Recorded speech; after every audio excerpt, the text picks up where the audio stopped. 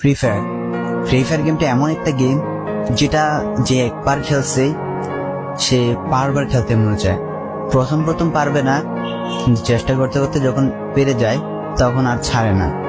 আর এই গেমটা যারা একবার খেলছে, যার মনে একবার জায়গা করে নিয়েছে, সে কখনোই গেমটা বলতে পারবে না।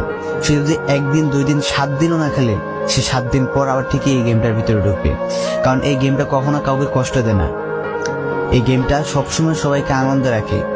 এই গেমটাতে আমি অনেক সময় কাটাইছি, আর এটা আমি কখনো ভুলতে পারবো না। এই গেমটা আমার কাছে এমন একটা গেম যেটা কিনা আমি বলে বোঝাতে পারবো না।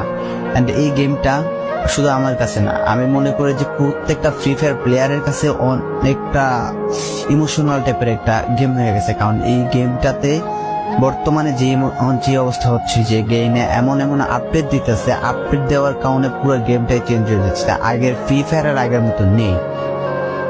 তো এই কারণে হয়তো কোনো এক সময় আমরা এই গেমটা ছাইড়া দিতে হবে, তবে ছাড়া হবে না।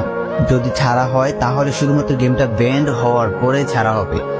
তো যদি পার্মানেন্টলি গেমটা ব্যান করে দেয় তাহলে আমাদের এই গেমটা থেকে বিরত থাকতে পারবো, আর না হলে কোনোভাবে ছাড়া যতই আপডেট আসুক না কেন আমরা